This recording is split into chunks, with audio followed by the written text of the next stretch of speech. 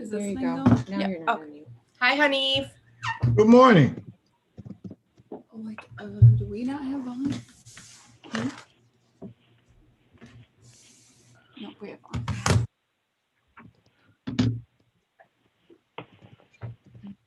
Ask him to say something. Honey, can you say something? Good morning. What did I? Oh, I remember what I had to do. Oh, hold on. Good morning. Hi. I know. How's Florida? Good. You got me? How's that? Try again. Can you hear me? Oh, I don't. Speak Can you guys hear me? camera. Yes. There we go. Okay. All right, now we can hear you. Okay. I was getting ready to sing. I didn't hear anybody say anything. So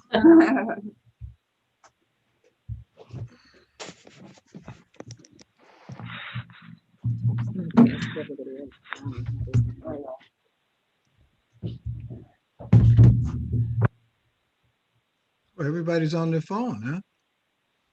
Looks like it. Is Wow. it going through the TV I speaker don't know or your who's who. speaker?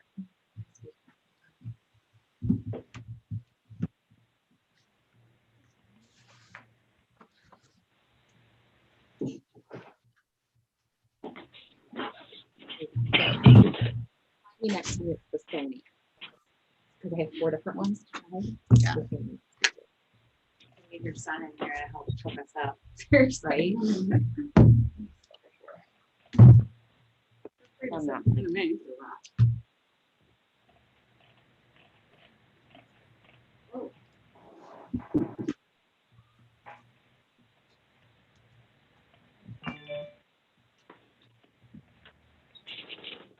Robin, you didn't like that second shot, huh? I did. It's a little too close.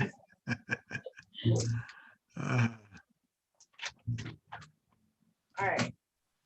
So we got a lot of phone numbers. We're gonna have to What figure out happens who when you have everybody 8 is. o'clock meetings? Nobody wants to be on camera at 8 a.m. My YMCA meeting started at 7:30. Ooh. No thanks. Like, I love, but I'm not ready to be on camera. Everybody else is on camera. Got some people. Kim, Kevin. All right, we're letting Ellen. more people in. I just. Okay. The quorum is 7, right? We have 11, 6, right? 6. We have 11 members.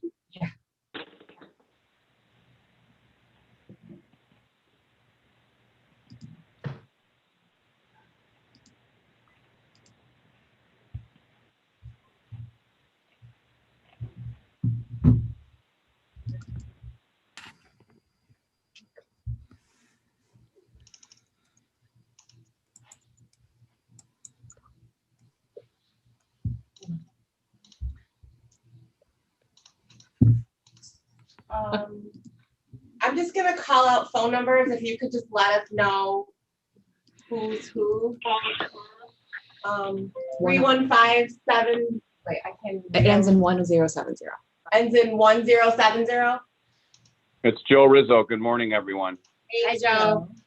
0670. 0670. We'll post these numbers around public places in the city. 0670 is probably Jeff. Okay. 2960. 2960. That'd be Chris Johnston. Hi, Chris. 24. Hey, everybody. 2453. 2453. Good morning, it's Zach. Hi, Zach. So Dave Brooks just came in, so that might not have been Dave Brooks. No, I know. Oh, that was Jeff Barker. Okay. Yep. Oh, Peter. I have 9. 10 down. 1, 2, 3, 4, 5, 6, 7, 8. Who do I not have? Oh, 10. Muted. I have 9. 9. Yeah. Okay. Well, we have 9. We have a quorum. have a quorum.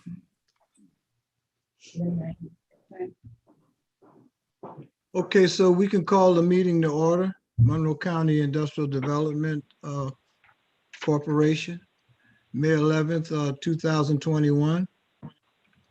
I'd like to get a motion to approve the meeting minutes from March 9th. Motion to approve, Joe Rizzo. Jeff will second. All in favor? Aye. Aye. Aye. Kevin, are you on the line? Yes, I am. How you doing? All right, Kevin, good morning. Good morning. So I will provide here the April 2021 MCIDC report. Covers our site visits between April 1st and April 30th. During this period, we made 9 monthly site visits. We made 0 follow-up visits. We checked with residency with 99 workers. Of those, we had 0 that were not compliant in April. As of April 30th, 2021, all monitored sites were in compliance at time of our inspection. We had 2 new MCIDC signs delivered. Those are for the new expansion at the Margaret Woodbury Straw Museum. Any questions for Kevin? Kevin, thank you very much. You're welcome. Have a great day. All right. We're going to move right to the financial report. Is Greg in? Yep, I'm here. Good morning, everyone. Good morning, Greg. So 4 months into the year, I would say status quo. Balance sheet can, remain strong. We're really kind of ramping up to our emergency loan program repayment season here, trying to get our processes in place. And you'll see those balances separately stated on the balance sheet. We also have the Brightly Farms loan portion of that booked. I'm sure Lydia may talk about that later on. And then again, in terms of our year-to-date activity, like I said, revenue is pretty consistent, compared to budget and prior year. And again, we're certainly doing what we can to kind of manage expenses as we kind of get ourselves out from the pandemic. So again, overall, like I said, a good compared to budget, we're in a pretty good spot. Our P&L's in a pretty good spot compared to budget and prior year at this point. And like I said, hopefully when those payments come in, we'll continue to strengthen our balance sheet. Any questions for Greg?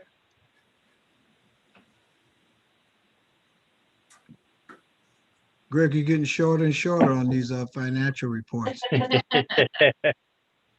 It's getting to the summer. I'm trying to get everybody out on time. Yeah. Used to give a lot of nuance.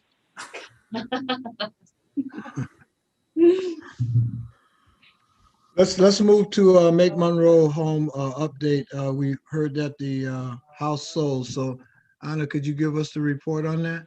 Yes, thank you, honey. Yes, 3 Wedgwood closed on Friday, April 30th. The deed was recorded on May 6th. The house was sold for $175,000 to a first-time home buyer. The Greater Rochester Housing Partnership will be depositing the proceeds check today. Did they already deposit it, Robin, or is they depositing it today? Okay. Well, that check will be deposited now that the deed has been recorded. At 95% of expenses paid, the current actual as to how much it costs is $287,170.06. The Greater Rochester Housing Partnership is still awaiting on some final bills, including realtor fees, water, power, etc., before a final number can be reported. What a subsidy. I was asked to mention that the warranty that is not covered under the general contractor warranty for structural issues. If something were to happen with the portion of the house that the BOCES students built prior to the county acquiring it, we don't foresee a problem, but we want to make sure there's a disclaimer or reserve on the chance that something does come up. So Rachel, you can speak to this, but Rachel suggested maybe having Greg put a reserve on our statement for this, on our budget for this. I wanted to thank you again and thank you to the MCIDC board for the support of this initiative. Again, it was a first-time home buyer that was coming out of Section 8 housing. So great story. It was kind of personal. Anna, let me ask this here. This was the house that was moved and put on that foundation, right? Yes, that's correct. And we're to say that there's no insurance on it for any structural damage or anything like that? So there's a lack of a structural warranty on the portion of the home that BOCES students built prior to the county acquiring it. Rachel, do you have any color commentary to add? No, only what Chan had let us know, which is just that. Yeah.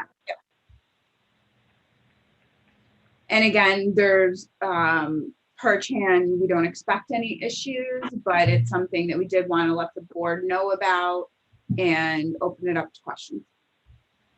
Oh, well, we got to pray for not a strong wind. That's right. Jeez.